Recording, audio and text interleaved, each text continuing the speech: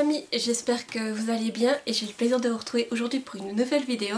Donc comme vous avez pu le voir, il s'agit de ma vidéo de ma pile à lire de saison, donc de la pile à lire du printemps. Comme si vous me suivez depuis un moment, vous le savez certainement, ça fait déjà plusieurs années que je procède comme ceci. Je me fais des piles à lire par saison et chaque fois que je fais une pile à lire saisonnière, j'y mets 3 livres papier et un livre numérique, donc au total 4 livres. Et j'adore me faire des petites catégories où glisser mes livres. Donc c'est parti, je vous présente les livres que j'ai sélectionnés pour ce printemps. Du coup, la première catégorie se nomme Voyage dans le passé et là j'ai glissé le livre Les Sœurs du Titanic de Patricia Falvey aux éditions de Noyelles. Donc je l'ai commandé sur France Choisir celui-ci. Je vais vous lire le résumé parce que disons que il y a pas mal d'informations et j'ai peur de m'embrouiller en vous faisant un résumé improvisé. Donc c'est parti. À bord du Titanic, deux sœurs irlandaises rêvent comme beaucoup à une vie meilleure de l'autre côté de l'Atlantique. Nora fait le voyage pour devenir gouvernante auprès de la fille d'un riche veuf, tandis que Delia devra se contenter d'une place de domestique. Ni l'une ni l'autre n'aurait pu imaginer l'ampleur de la tragédie qui s'abat sur le Titanic. En plein naufrage, Delia voit sa sœur engloutie par les eaux. Sans réfléchir, elle décide de se faire passer pour Nora.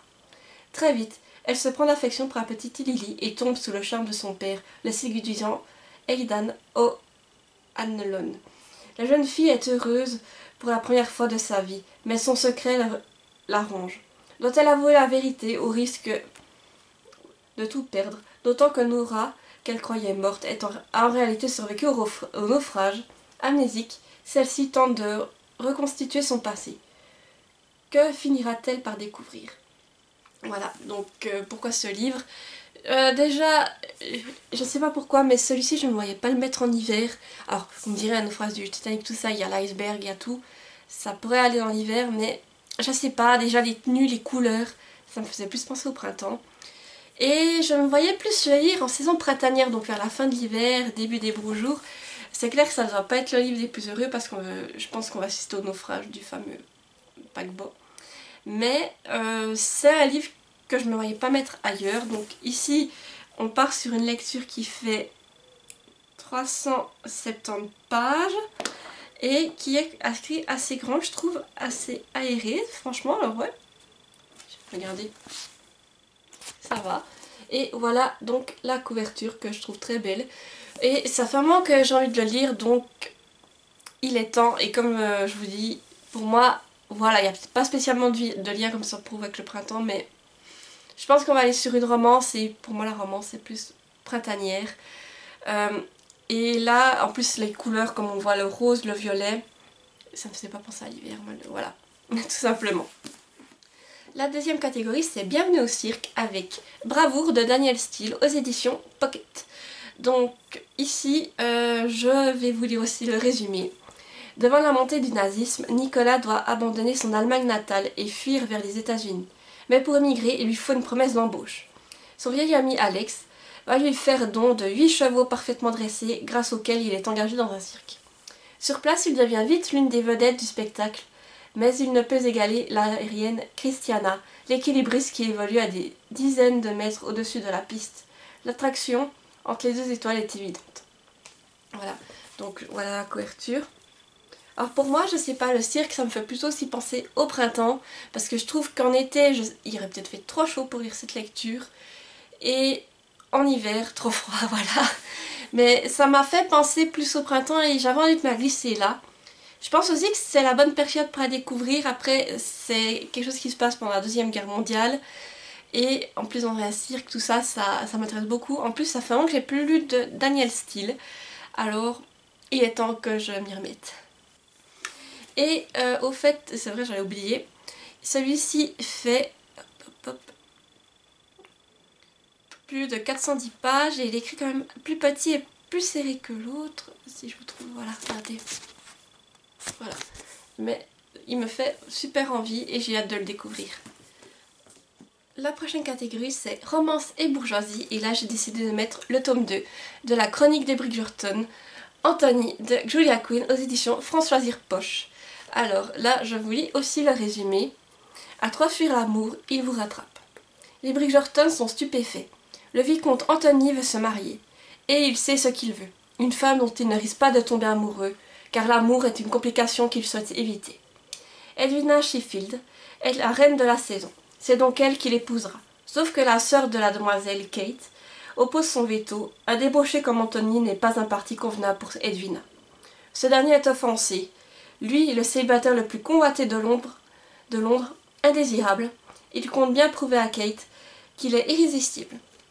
Voilà, donc j'avais beaucoup aimé la chronique des Bridgerton, le tome 1 Daphné, et là j'avais envie de lire la suite. Et c'est une lecture qui me paraît idéale pour le printemps, on parle de romance, historique.